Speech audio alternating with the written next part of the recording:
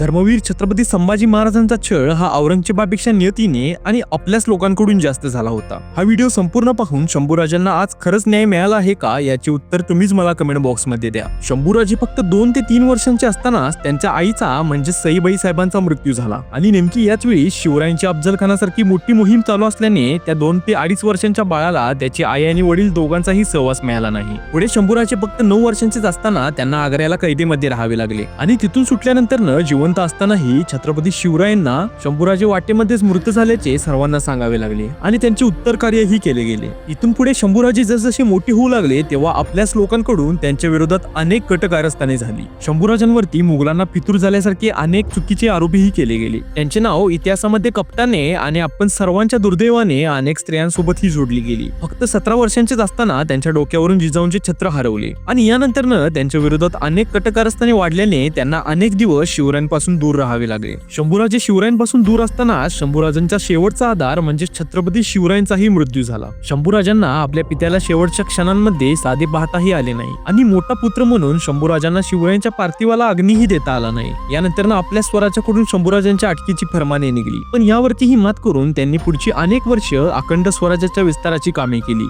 आणि शेवटी 1 फेब्रुवारी 1689 हा तो दिवस होता जेव्हा शंभूराजे आपल्याच लोकांनी केलेल्या फितुरीमुळे औरंगजेबाकडून पकडले गेले।